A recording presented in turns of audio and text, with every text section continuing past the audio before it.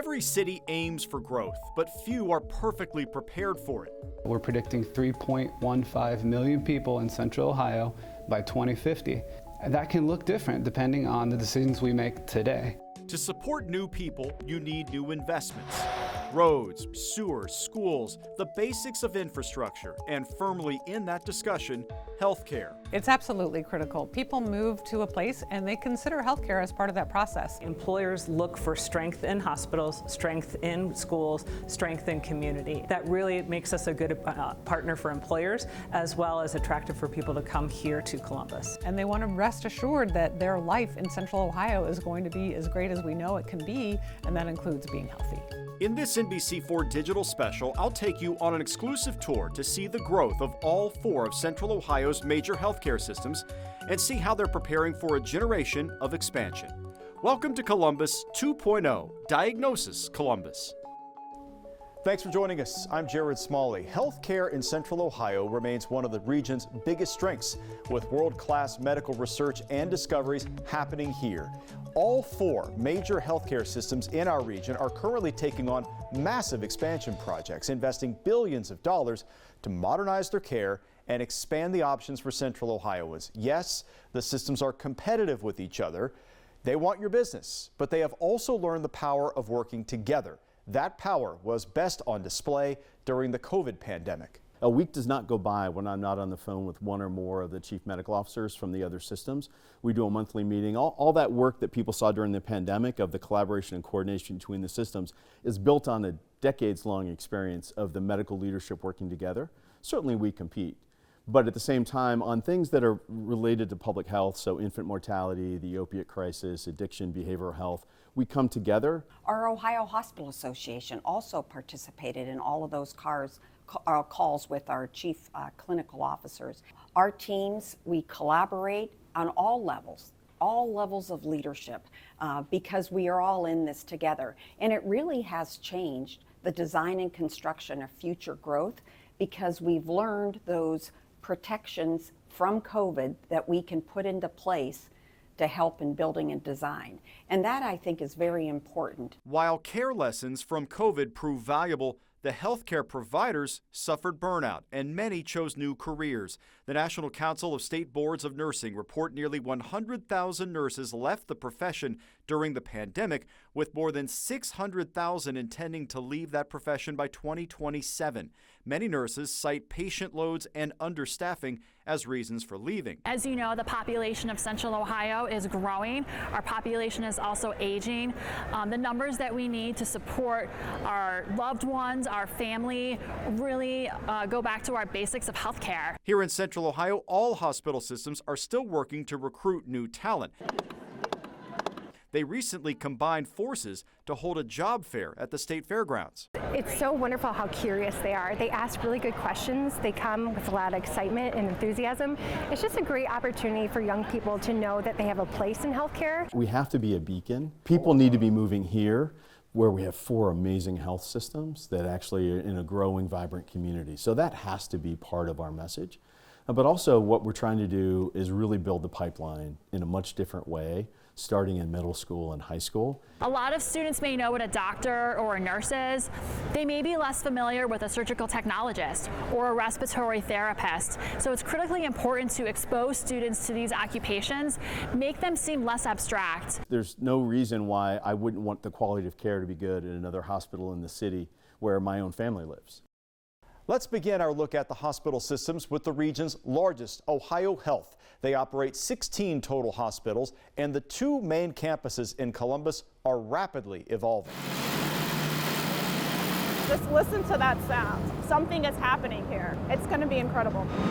The sights and sounds of progress. Ohio Health is currently investing more than $1 billion in its Columbus facilities. We've engaged with a lot of women in our community here, and they've said that they want more access to care, and so we're proud to be a partner with them to deliver upon that.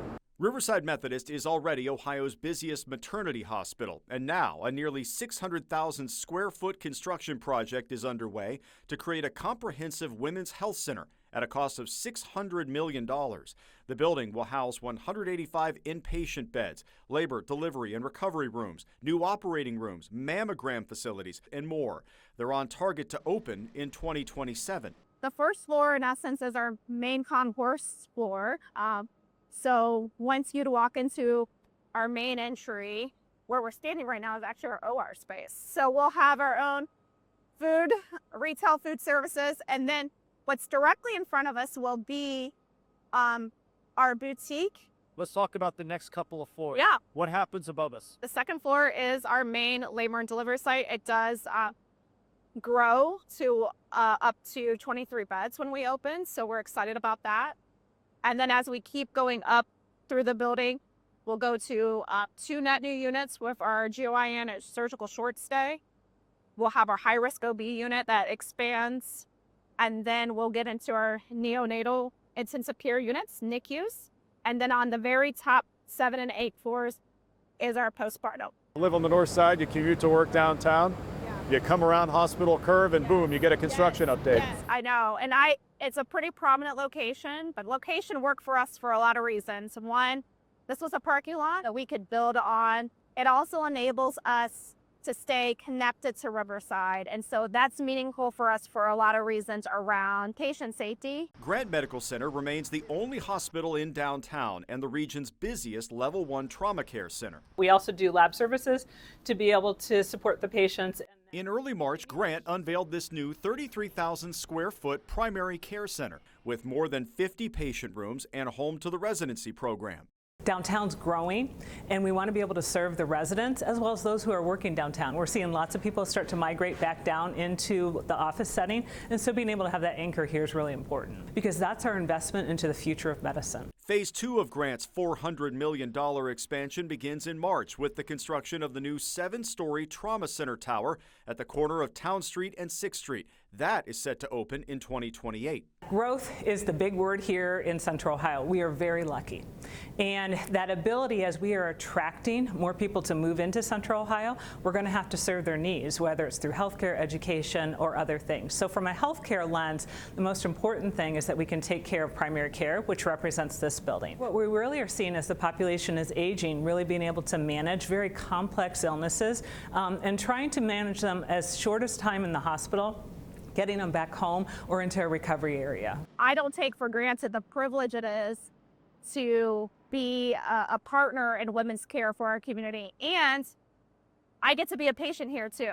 And so that's pretty special for me, and a place that also my daughter can come to. So it truly is something that's highly meaningful for me and so many of our caregivers here on campus. All the memories that are going to happen right here, it's an honor for sure. Yeah, lives would change here. Yeah, lives will, start here. In addition to the Columbus hospitals, Ohio Health just announced another major expansion for Dublin Methodist Hospital, which will likely begin next year.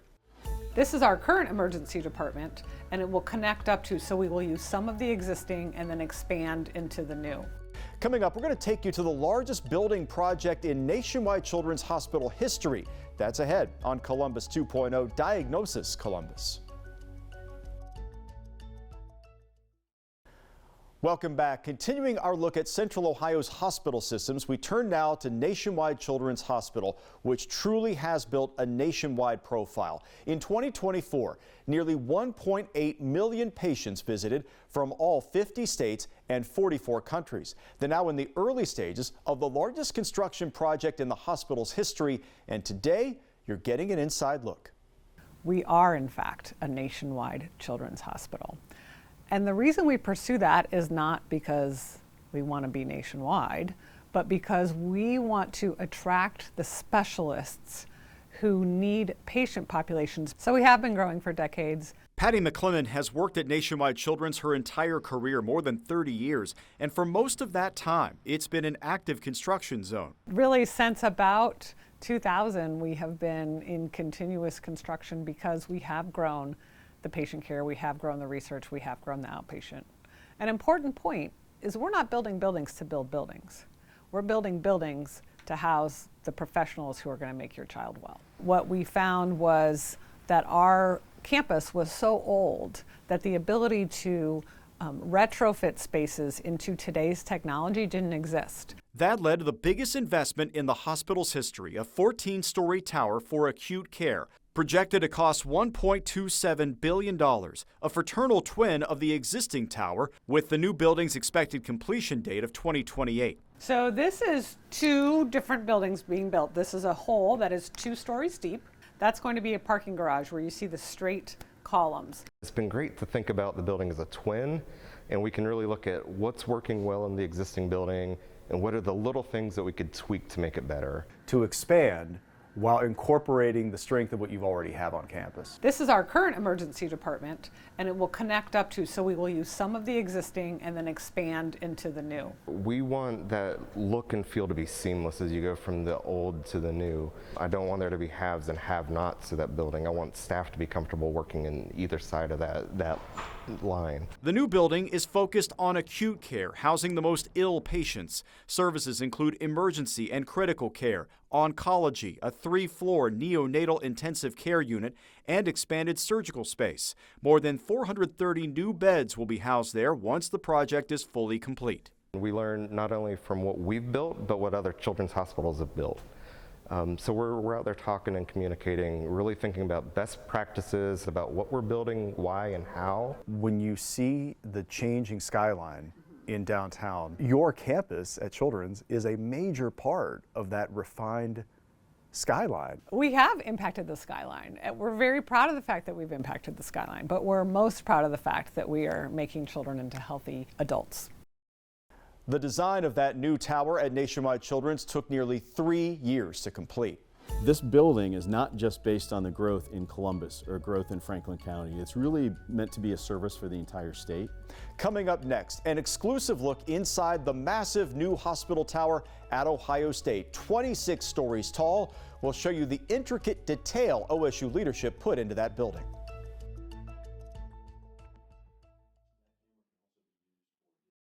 Welcome back to Diagnosis Columbus, and today we are giving you an inside look at perhaps the most talked about expansion in the state. For the past 5 years, as drivers move along 315, they've been wondering about that ever-growing tower at Ohio State, 26 stories tall and nearly 2 million square feet. The new tower is still a year away from opening, but today you're going to get an exclusive tour of that building, what to expect, and how it will change OSU's future. They wanted to make sure we were attracting the best and the brightest, and it's hard to do that with a 75-year-old building. So it was in 2016, a group of us sat down with a blank piece of paper and said, what would we do if we could? Dr. Andrew Thomas serves as the Chief Clinical Officer of the Wexner Medical Center. Thomas and his team spent years gathering intel. This would be the main entrance to the hospital. That research included visits to several elite university hospitals across the country. The first step you do, what's called programming the hospital, is a little bit like if you were building a house. It's how many beds do you need based on what you consider to be future growth, how many operating rooms do you need, and how many ER bays do you need, are kind of the basic building blocks. So we knew the piece of land we had, and we knew basically the number of beds that we needed. The next step is you start to do kind of the puzzle pieces, right? So you know how many rooms you need. Well, this is about the size of the land we have. What's the shape of the outside, and then how do you fit all that stuff on the inside? Right. And then it gets down to kind of where in the room does the sink go. The idea of the windows we actually stole from when we were visiting Stanford. We measured out their window and said, we need a bigger window. From the patient family's perspective, to have light, we think is going to be a really powerful thing for healing. He says the demand for roomier, modernized space forged the plan for the new tower. The new parking garage came first before tower construction began in 2020. This building is not just based on the growth in Columbus or growth in Franklin County. It's really meant to be a service for the entire state. That's because half of OSU's patient population comes from outside Franklin County, 16% from the 6 surrounding counties, and 34% from the rest of the state. When you think about people coming in from 2 hours away, they have a loved one that's sick, anything we can do to make it a little bit more of a humanizing experience to be here as a visitor, that's really, really important. The tower will serve as home for critical care services, the neurological service line, liver and kidney transplant teams, and care for women and infants, partnering with Nationwide Children's for a new neonatal ICU. The tower will lead to a net gain of about 370 beds for the hospital. Not only building for today, but building for what you think is going to come. When you make these decisions, what's the relationship like between the systems to try to meet the demand? We were coming out of the ground before Intel was announced. as the community grows, as our relationships and referrals grow, so that we can really continue to keep meeting the needs of the community. From the Portuguese limestone exterior to the Buckeye leaves on the interior, OSU is counting on attention to detail to better focus attention on the people who will rely on this building. The use of light across the entire building has been really important, both in terms of light at the hallways. You'll see the window here in a second in the room. But even the light here in the hallways is not direct lighting down on the staff, down on a patient who's rolling down the hallway. It really comes in directly from the side, but still creates more than enough light. There's not a lot that happens in a hallway beyond moving people from one, so it's a much more calming presence than really bright lights down on you while you're working. It just extends our brand. Yeah. And that's what we want people to have, that sense of comfort that this is, coming to Ohio State and they're going to take good care of me. The new building has nearly twice as much concrete as you will find in Ohio Stadium. Construction will finish later this year with the opening for patients set for early next year. And Dr. Thomas says OSU will need about 1,200 new employees for that building, with hiring to begin this summer. That's on top of the nearly 23,000 employees already in OSU's hospital system. We look at where is the population growing and what services can we provide to serve that. And up next, we check in with Mount Carmel to get a tour of their new Dublin hospital and why it was built and what it offers.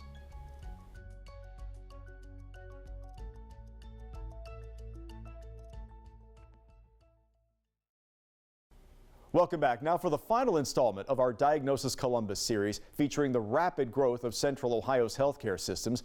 And today we're visiting the latest growth project for Mount Carmel. They operate 4 hospitals locally, most notably Mount Carmel East. But the company has committed to growing its hospital and family care services in specific areas of Central Ohio.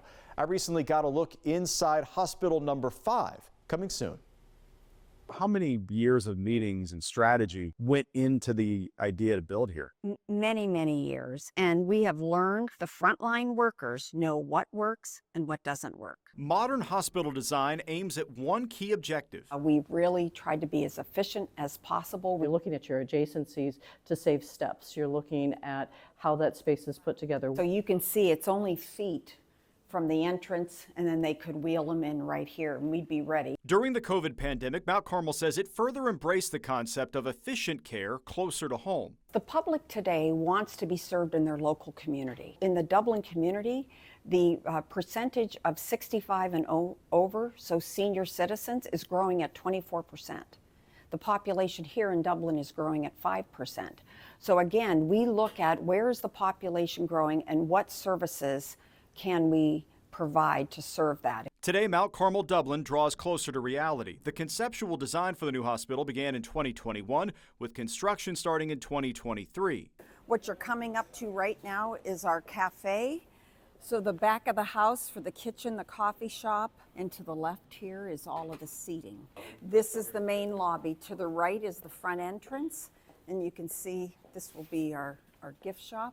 To the right is the front entrance, and you can see the portico coming in, and then our registration desk. A $273 million project, and they're now weeks away from their scheduled opening. This is a 30-bed unit, of which there are 7 ICU rooms on this floor. The hospital sits on a 35-acre campus right off 270 and Sawmill Road. It features a full medical office building, plus a total of 60 beds, 14 emergency bays, operating rooms, and specialized labs. While trauma care will still refer to Mount Carmel East, this is Mount Carmel's first acute care site in Northwest Columbus, with modern design touches. Over the last 10 years, we've continued to add the natural light. So not only from a patient perspective, but also a family perspective. So this zone that we're looking at right here is not only from my patient bed, being able to look out the window, but my family would be my family zone that is here as well. By having a barn door, it saves space in the room, but it's also able to open up very wide. Mount Carmel says the Dublin Hospital takes the best of COVID-era education that can benefit all our local hospital systems. We are all in this together, and it really has changed the design and construction of future growth because we've learned those protections from COVID that we can put into place, and we'll all benefit from that as the public. All the investments we mentioned in this program are designed to modernize and grow Ohio's healthcare system, and recent rankings suggest Ohio needs it. According to data from the Health Policy Institute of Ohio, Ohio ranks 44th in the nation in health value. That measures healthcare spending metrics and the overall health of the population. The data shows people in Ohio spend more on healthcare than in most other states. Hear what employers want. They're looking for strong healthcare, and we're very lucky in this community that we have 4 systems that are very strong. We each have our uniqueness. Growth across our needs, no matter where they are, from a healthcare standpoint. So it does enable us to have the ability to meet the growth needs of the community. No matter how big anyone's nursing school is or medical school is, we're going to have to import healthcare workers from other parts of the country if we're going to meet the growth demands of all 4 systems, plus private practices that are growing and other things. So we have to be a beacon, both to bring people to Central Ohio, just like you might have heard people moving to Phoenix or moving to Florida for a job. People need to be moving here, where we have 4 amazing health systems that actually are in a growing, vibrant community. So that has to be part of our message. Jack Hanna originally came to Columbus, Ohio because of his child needing health care, and they chose Nationwide Children's Hospital. So that's just an example. People have with them, they bring with them pre-existing conditions that they want to have treated, they want to transfer care. Part of that is growth, because Central Ohio is growing, and the number of patients that we serve with those acute illnesses is growing. We've been very successful with partnerships. And the esprit de corps that what came out of those meetings is still alive today. Our teams, we collaborate on all levels of leadership, because we are all in this together. Clearly, big changes are coming, and we will be here to document it all. I'm Jared Smollett. Thank you for joining us.